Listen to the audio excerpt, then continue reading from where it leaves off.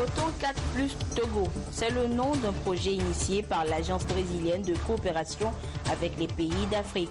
Projet expérimenté depuis un an dans la localité de Gléi pour booster la culture du coton et lutter contre les insectes ravageurs. Cette semaine, l'heure de l'évaluation a sonné. Les résultats à découvrir tout de suite dans ce journal. Suite de la sensibilisation de toutes les composantes du pays sur l'importance du prochain sommet sur la sécurité et la sûreté maritime. Tous les Togolais doivent être mis à contribution pour la réussite de cette rencontre de haut niveau. Et puis on connaît enfin le nouveau président du Gabon. Ali Bongo a été réélu pour un second septennat avec 49,80% des voix. Des résultats contestés par l'opposition et des heurts ont déjà eu lieu dans certains quartiers de la capitale Libreville.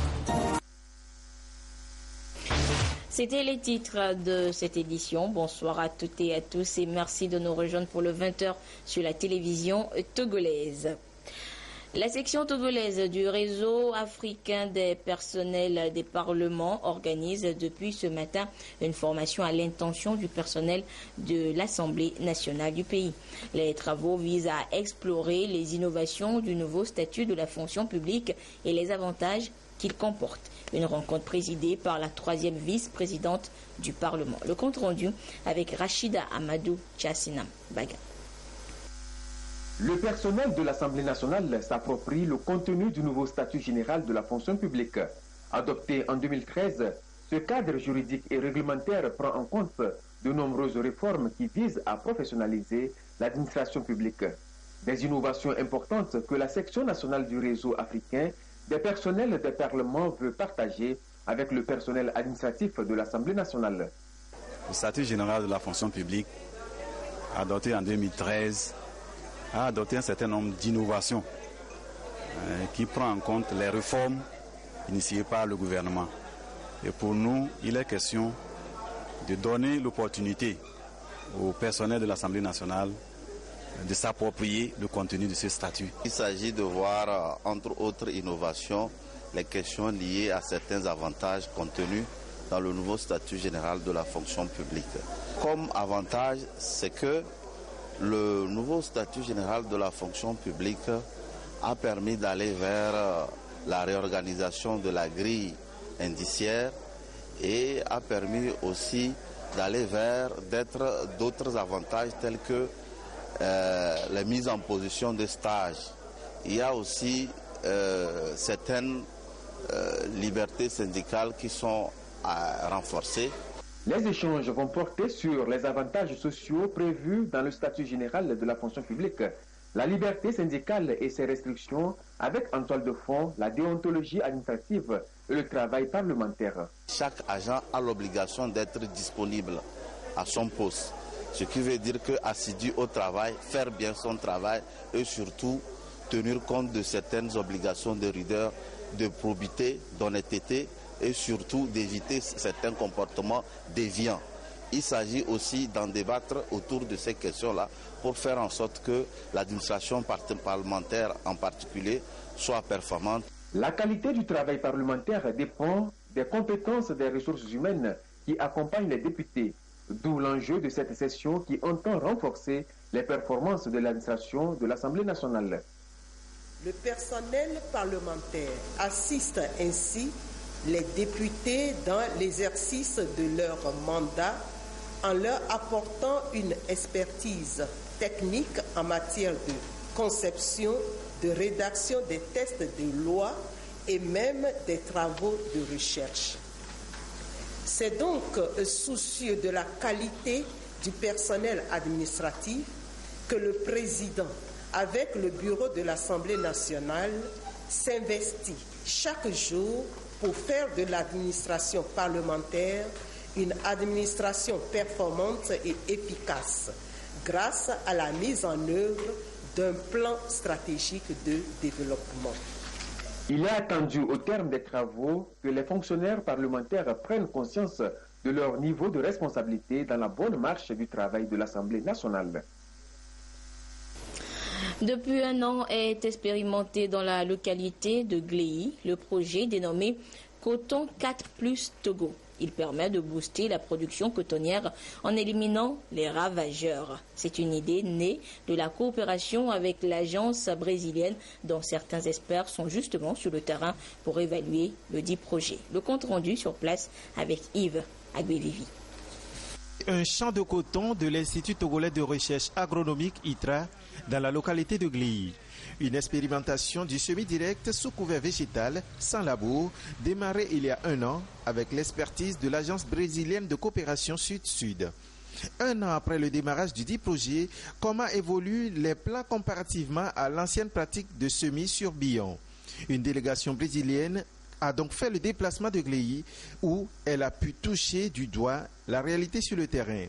En dehors du semi-direct, le projet Coton 4+ Togo prévoit également la mise en place d'autres structures de formation, comme c'est le cas dans d'autres pays de la sous-région qui expérimentent la nouvelle approche. Les plans de couverture ont un avantage. L'avantage, c'est quoi? C'est qu'au moment du semis, quand les pluies commencent, le producteur ne perd pas du temps à faire les billons. Quand il pleut, il vient, il fait son traitement herbicide, il brûle les herbes et il sème directement.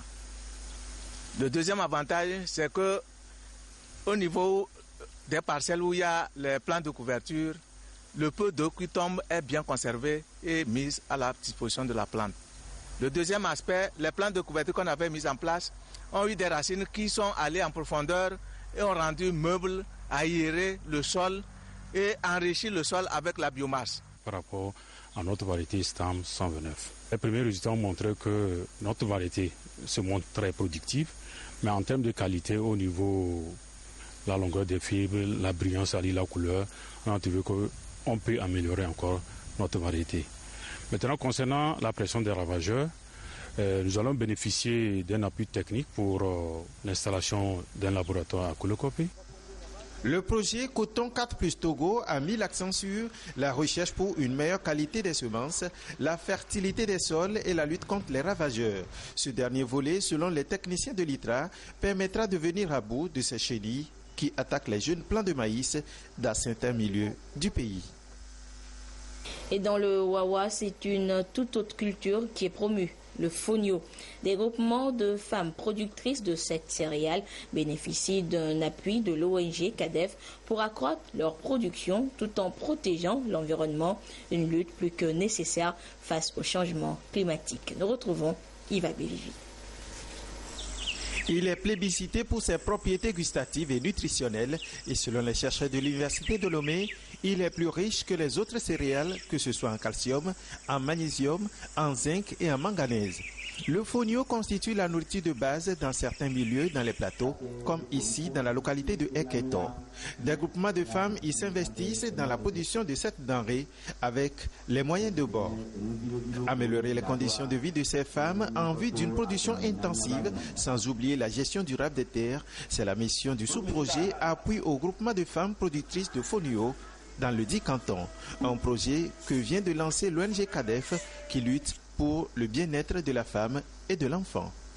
Le fonio, malgré que cette culture soit une culture de base de la préfecture, la culture tend à disparaître compte tenu de la délicatesse de ce travail.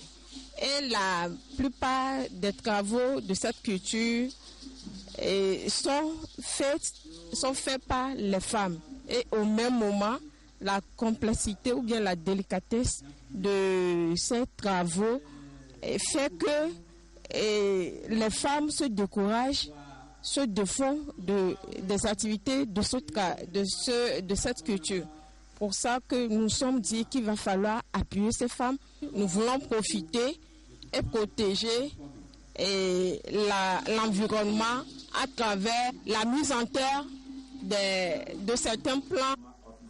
Le canton de Eketo, essentiellement agricole, regroupe 12 villages. Le projet d'appui au groupement de femmes a bénéficié de l'appui du projet Gestion intégrée des catastrophes et des terres PGICT. Et les femmes ne sont pas seulement productrices de fonio, elles sont souvent également exploitantes des plateformes multifonctionnelles. Ces infrastructures mises en place dans plusieurs localités du pays pour lutter contre la précarité. Et dans la région de la Kara, les exploitants de ces plateformes multifonctionnelles se sont réunis en réseau. Réseau qui a tenu pour la première fois cette année son assemblée générale afin de définir un plan d'action exercice 2017. Depuis Kara, la correspondance de Nestor Mozo. Pour le compte du Programme national de développement des plateformes multifonctionnelles, 36 villages sont bénéficiaires dans la région de la Kara. Lors d'une rencontre en juin dernier, les exploitants des plateformes de ces villages ont senti le besoin de se mettre en réseau pour plus d'efficacité. Ce réseau tient sa première assemblée générale à l'échelle des responsables des comités de gestion. Un rendez-vous du donner et du recevoir qui a permis aux participantes de faire des témoignages. La plateforme m'a apporté beaucoup de choses. J'ai appris à manipuler le moulin, à mettre en marche le moulin, à faire ce que le garçon aussi faisait et on les regardait. La plateforme aussi a laissé que aujourd'hui, je peux planifier toute activité que j'ai. J'ai suivi des formations qui m'ont mis à un niveau que je peux gérer moi seul sans quelqu'un. Dans ce temps-ci, la femme elle-même peut payer l'école de son enfant. Elle-même peut amener son enfant à l'hôpital. Avant, on allait ailleurs pour 7 km pour moudre la farine. Quand la plateforme est venue, maintenant nous sommes à l'aise. On ne se déplace plus. Avant, on ne connaît pas calcul comme ça. Si on vend les choses, on ne sait pas. On prend l'argent, on associe seulement. Donc avec la plateforme, ça nous a montré que si tu vends quelque chose vers le soir, tu vas faire tel compte et tel compte. Et tu vas enlever telle chose comme ça, comme ça. Avant là, nous, on ne connaissait pas ça. Les plateformes multifonctionnelles ont commencé par être installées dans la région de la Kara il y a 2 ans, avec pour partenaire de mise en œuvre le PADES, Programme d'aide pour le développement économique et social. À cette assemblée générale, il s'est agi de partage d'expériences et d'élaboration d'un plan d'action du réseau pour l'année 2017. Nous sommes là pour leur apporter nos conseils parce que c'est d'échanger entre eux pour voir de quelle manière certaines ont commencé par émerger, comment les autres se prennent pour émerger, pour être performants, pour que la rentabilité de leur entreprise soit viable. De façon générale, il y a quand même près de la moitié qui excellent. Le Programme national de développement des plateformes multifonctionnelles a été lancé en 2011. À ce jour, 192 ont été installés à travers le pays et produisent déjà des changements dans la vie des ménages défavorisés. On en vient à ces nouvelles étapes de la sensibilisation des populations à la base sur l'importance du prochain sommet sur la sécurité et la sûreté maritime dans notre pays. À Palimé, où il est arrivé ce matin, le ministre Guy Madje Lorenzo de la communication a échangé avec les transporteurs et commerçants sur les enjeux de cette rencontre. Pierre Soussoupa. Palimé. Une étape dans la tournée de sensibilisation du ministre de la Communication sur le sommet de l'Union africaine consacré à la sûreté et la sécurité maritime et le développement en Afrique. Ici aussi, les acteurs de la chaîne de transport de la région des plateaux ouest ont été édifiés sur la portée de ce rendez-vous. Guy Madje Lorenzo a expliqué à ses interlocuteurs les impacts de l'insécurité sur les activités maritimes et les conséquences sur le développement socio-économique. Nous sommes venus leur dire que ce sommet, c'est également leur sommet, parce que la sécurité maritime conditionne leur travail. Lorsque les marchandises arrivent au port, ce sont eux qui les transportent à l'intérieur de notre pays, vers Palimé, vers Takwame, vers Saint-Cassé, et même qui vont au-delà dans les autres pays. Donc, s'il n'y a pas la sécurité maritime et que les bateaux ne viennent pas ou que très rarement, eh bien, ils n'auront pas grand-chose à transporter, premièrement. Deuxièmement, avec l'insécurité maritime, le coût du fret, le coût de l'assurance augmente. Donc, ça veut dire que quand ils vont amener les marchandises de consommation aux destinataires que sont les commerçants grossistes ou demi-grossistes, ceux-ci vont répercuter ces surcoûts sur la dernière personne qui paye, qui est le consommateur, que nous sommes. Avec toutes les difficultés que nous avons, il y a certains qui n'auront pas la possibilité de pouvoir s'acheter ces biens de première nécessité ou bien de première consommation. Donc, pour les transporteurs, pour les commerçants, le fait qu'il y a la paix et la sécurité au niveau des océans, au niveau de nos eaux, des approches des navires vers nos ports, est un gage de développement pour eux. Message est bien partagé par les différentes parties prenantes à cette rencontre. Les élus locaux mesurent également la dimension de ce sommet et adhèrent à la dynamique, celle d'informer les populations à la base. Le sommet extraordinaire sur la sécurité, la sûreté et le développement dans les mers, il est important de faire une grande sensibilisation, une communication là-dessus, pour que le commun du Togolais comprenne le sens à donner d'abord, ou bien donner à ce sommet, les intérêts et surtout le profit, la dividende à en tirer. Transporteurs routiers et conducteurs de taxi-moto ont aussi pris conscience du rôle qui sera le leur avant, pendant et après le 15 octobre prochain. Le ministre Payadou Aboupessi était face à la même cible dans les régions maritimes et des plateaux. Les chefs traditionnels, les garants des us et coutumes sont appelés par le ministre de l'administration territoriale à servir de relais auprès de leur collectivité sur les enjeux de cette rencontre continentale. Dodo Haré, Patrice Bokor et Demsusupo. La tenue à Lomé du sommet de l'Union africaine sur la sûreté, la sécurité maritime et le développement en Afrique est dans sa phase ultime de préparation. Le gouvernement s'emploie à sa bonne réussite en mettant en contribution les forces vives de la nation. Le ministre en charge de l'administration territoriale et des collectivités locales était face aux garants des us et coutumes, des délégations de femmes et de jeunes des lacs Vaux et Bamono. Il est question d'échanger sur les enjeux de cette rencontre continentale. Si ce trafic échappe au contrôle des forces de sécurité, ces armes vont se retrouver dans la population. Et tout le monde peut être victime de ce trafic-là. Les faux médicaments, si on laisse passer les faux médicaments, qu'est-ce qui va se passer? Ce sont les populations qui seront victimes parce qu'elles vont consommer des médicaments qui sont prohibés. Et les drogues, si on ne contrôle pas bien nos frontières maritimes et que les drogues atterrissent dans nos pays, quels sont ceux qui seront victimes? C'est notre jeunesse qui sera victime. Sur les mers, il n'y a pas de frontières physiques. Si nous prenons des mesures pour que notre côte soit sécurisée et que les voisins n'ont pas les mêmes mesures, si l'insécurité règne chez les voisins, même si nous on prend des mesures, on n'a rien fait. Donc il faut que la sécurité règne partout. Et donc c'est pour ça que le chef de l'État a été inspiré. Ces échanges ont donc permis aux différents acteurs de la vie nationale d'apprécier à sa juste valeur l'engagement pris par le Togo en organisant ce sommet. J'ai retenu beaucoup de choses. Si nous rentrons dans nos villages respectifs, on va savoir comment on va essayer de convaincre nos frères, nos sœurs, nos parents. Tout ce que le ministre vient de nous dire concernant la sécurité maritime, nous devons s'impliquer totalement. Parce que sans la sécurité, on n'a pas la paix.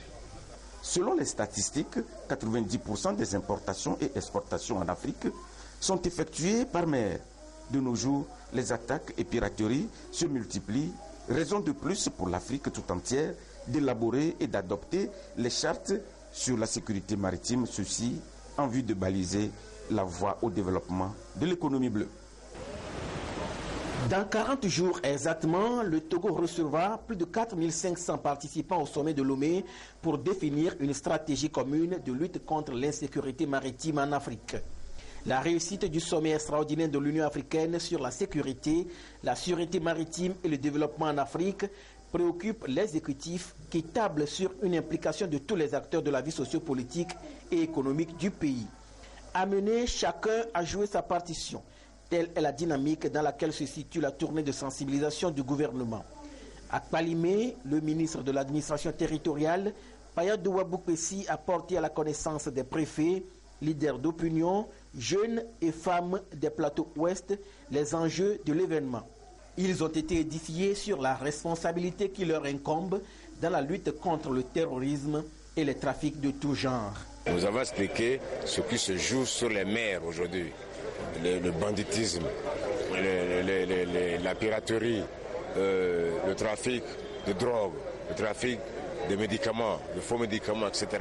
Donc tout ça, si le contrôle n'est pas bien assuré et que cela échappe au service aux forces de sécurité, ça peut atterrir partout.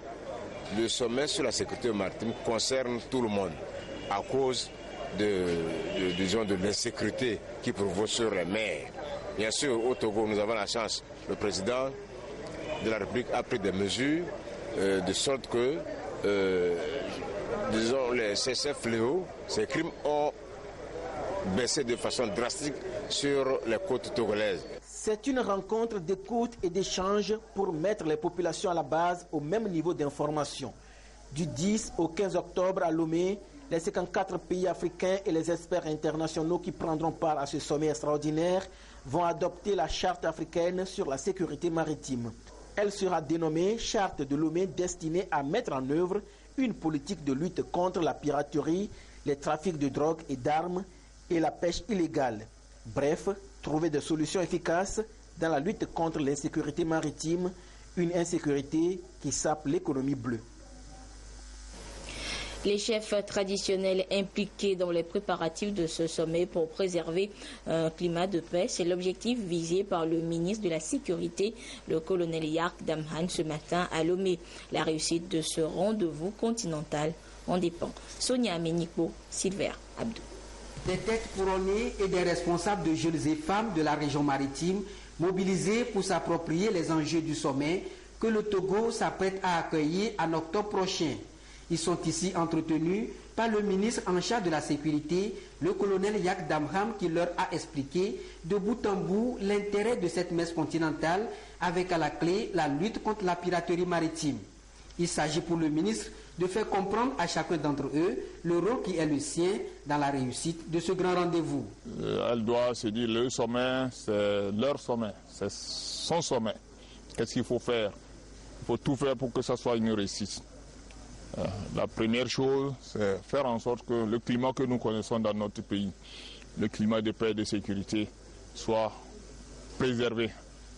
Si on leur dit par exemple telle rue est barrée parce qu'il y a des cortèges qui passent, ça doit être naturel, on doit prendre ça sportivement.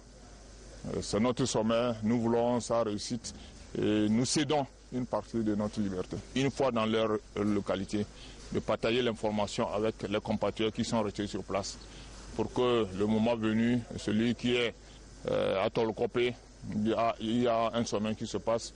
De ma position de Tolkopé, je dois contribuer aussi à la réussite de ce sommet. La mer dispose de beaucoup de richesses, ce qui nécessite une véritable préservation pour un développement de l'économie bleue. Le sommet de Lomé, c'est de parvenir à réduire les risques et les menaces, au premier rang desquels les actes de tout genre, notamment la piraterie maritime, les trafics de stupéfiants ainsi que l'immigration clandestine pour garantir la paix et la sécurité en mer. Les gardiens des us et coutumes et les populations à la base sont donc mis à contribution pour l'aboutissement du sommet. Direction maintenant le Gabon. Après 24 heures de suspense, on connaît depuis cet après-midi le nouveau président du pays. Ali Bongo est réélu à la tête du Gabon pour un nouveau mandat de 7 ans avec 49,80% des voix. Mais déjà, la grogne monte dans le camp de l'opposition. Les Gabonais ont dû attendre le milieu de l'après-midi pour voir et entendre enfin sur leur téléviseur la proclamation des résultats. Le ministre de l'Intérieur a égrené les chiffres province par province pour finalement proclamer élu Ali Bongo Ondimba avec 177 722 voix, soit 49,80% des suffrages. Son principal challenger, Jumping, obtient 48,23% des voix, soit 172 128 voix. Le taux de participation est de 49,89%. Mais ces résultats sont déjà contestés. Un peu plus tôt, la presse internationale a assisté à une grosse colère à l'extérieur de la réunion de la commission électorale. Paul-Marie Gonjou, représentant de l'opposition, est sorti dénonçant des fraudes. Avec 2 autres membres, il a démissionné, refusant de voter les résultats. Et nous voilà ce jour, nous faire avaler que le Haut-Ogoué a eu un taux de participation de 99,93%. Autant dire 100%.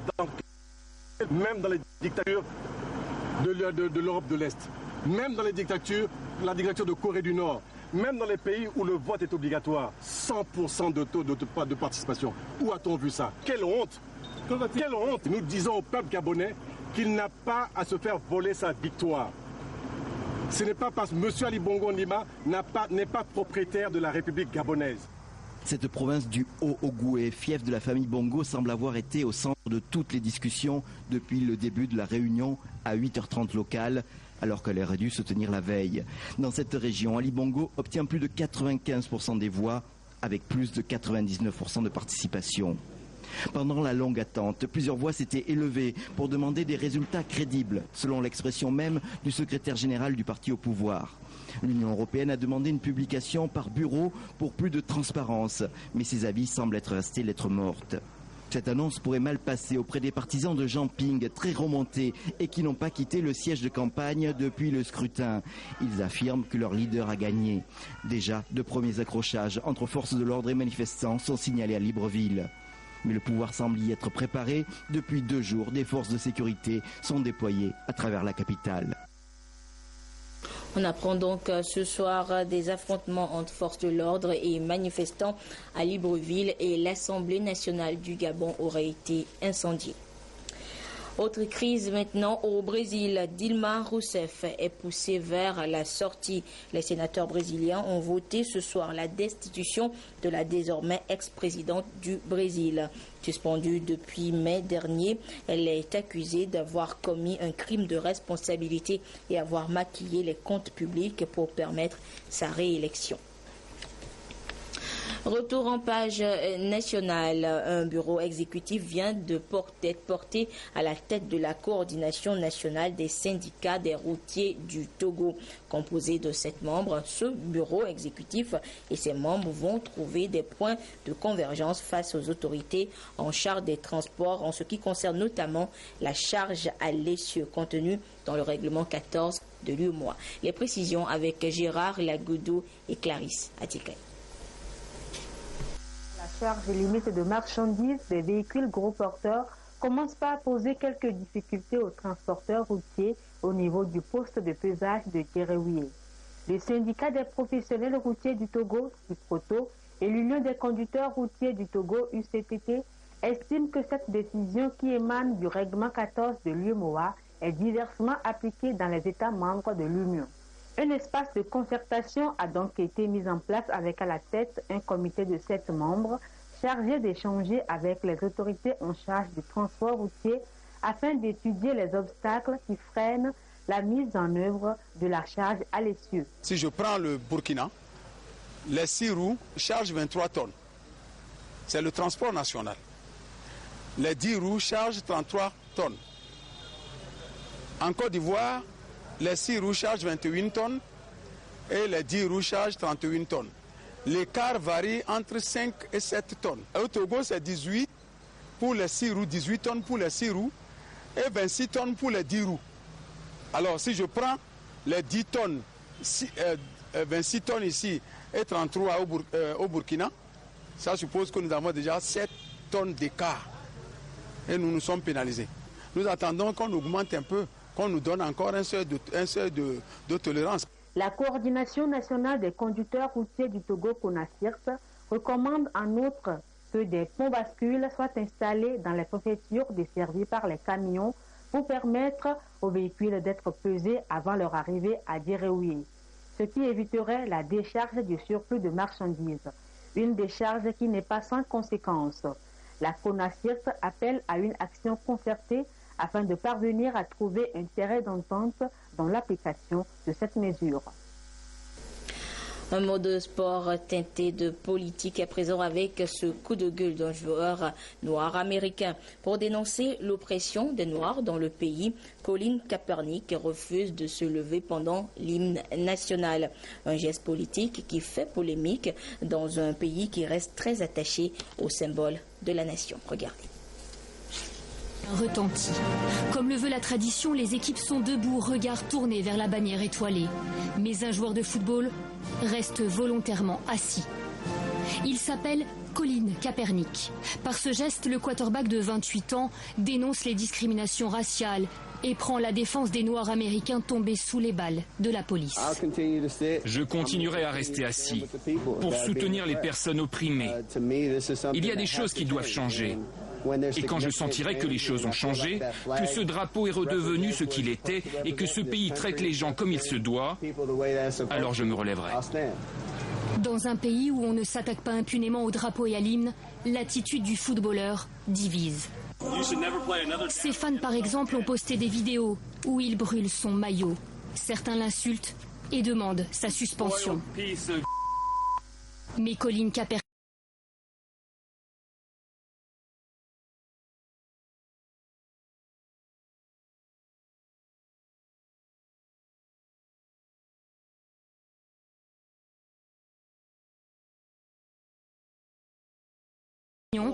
le candidat à l'élection Donald Trump, lui, se délecte du scandale. Peut-être qu'il devrait vivre dans un pays qui lui convient mieux, qu'il essaie. Par la voix du réalisateur Spike Lee, certains artistes se mobilisent derrière le joueur dans un contexte explosif aux États-Unis où 123 Noirs américains ont été abattus par la police en 2016. Fin de cette édition. Merci à vous qui l'avez suivi un peu partout grâce à la télévision togolaise. Excellente suite de nos programmes. Au revoir.